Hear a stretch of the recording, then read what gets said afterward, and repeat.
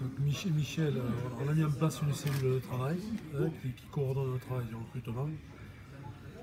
Pour faire en sorte que le premier recrutement, je me réjouis, c'est la stabilité quand je dis les noms, et la stabilité et puis la formation.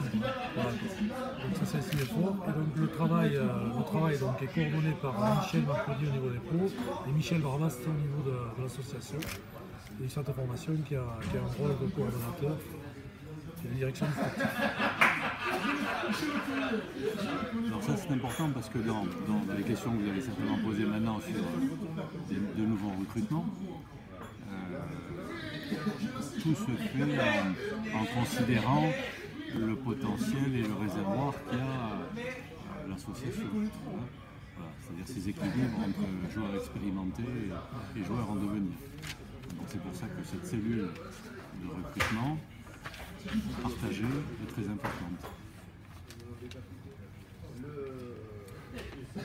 Donc, au niveau des joueurs qui vont, donc il y a des nouveaux joueurs qu'on n'a pas encore vus qui vont re-signer de chez nous. Il y a des joueurs donc, qui sont en centre de formation qui vont signer des contrats pro. Alors, les noms pour l'instant on ne les a pas, parce qu'on travaille dessus la semaine prochaine. Et bien évidemment sur le recrutement extérieur, alors, on va faire en fonction bien évidemment de notre budget. On n'a pas un budget limité, donc on va essayer de prendre des joueurs qui sont confirmés et des joueurs qui sont... Le budget de combien? Moi je suis reparti sur la même salariale que cette année, donc sur un budget de 4 millions 7. Après, sur un budget masse salariale qui est déjà important, qui est de plus de 2 millions par la masse salariale joueur. C'est ça qui vous intéresse, le reste. Donc masse salariale plus de 2 millions. Oui, 2 millions 100. 2 millions 5, ok. De masse salariale joueur. C'est ça qui est important.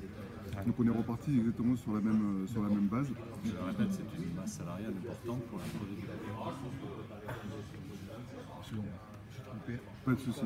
Du coup, on va essayer de trouver des joueurs expérimentés, mais aussi s'appuyer sur des joueurs qui peut-être jouent à un niveau en dessous, mais qui ont un gros potentiel et sur lequel on va miser. Donc je confirme la signature du Géorgien Bitadze, qui a signé lundi un contrat de 2 ans. Numéro 8. Numéro 8, tout à fait. C'est un profil un tout petit peu plus petit que Étienne Argent, parce que quelqu'un c'est pas une personne hyper massive, mais qui est très agressive, qui est rugueuse et qui est très bon ballon en main. D'autres noms? Pour l'instant, non, pas de nom. Bien évidemment, on commence à regarder sur d'autres postes, mais personne d'autre n'a signé au jour d'aujourd'hui. Quel poste en priorité? Seconde ligne, j'imagine? Donc au niveau des postes, là on est sûr qu'on va recruter du monde, c'est au poste de talonneur. Parce qu'il nous faut 3 talonneurs et aujourd'hui Ouya Edmonds va arrêter. Donc il va nous falloir un talonneur. On va recruter en deuxième ligne. Il arrête l'année prochaine, il ne sera pas là? Non, l'année prochaine il ne sera pas là. Et voilà. Après il nous a dit que si il y avait besoin qu'il nous aide sur quelques matchs, au cas où en début, si on n'avait pas trouvé, il ne serait pas nous aider. Mais c'est plus par amitié pour nous, le président et le club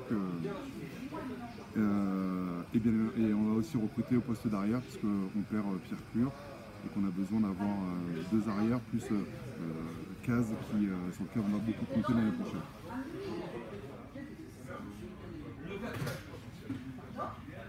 Donc talon, seconde ligne, arrière. Voilà, c'est les postes sur lesquels on est sûr qu'on va chercher du monde. Des joueurs français ou étrangers? Alors, en priorité des joueurs français, mais on ne s'empêche pas de prendre des joueurs aussi étrangers. Si vous regardez sur la liste des joueurs qu'on a fait re-signer, c'est beaucoup de Français. Donc on ne ferme pas la porte à des joueurs étrangers aussi. Mais c'est vrai que la priorité serait pour des joueurs français. Pour les GIF bien sûr, et puis aussi parce que par rapport à la manière qu'on a de fonctionner avec les coachs, ça marche beaucoup à l'affectif. C'est vrai que c'est toujours plus facile de parler avec des joueurs français qu'avec des joueurs étrangers. Et on ne se ferme rien à la porte avec des étrangers. Est-ce que vous avez avancé sur le dossier de l'Américain? Pour l'instant, on n'a pas de commentaires particuliers à faire sur David.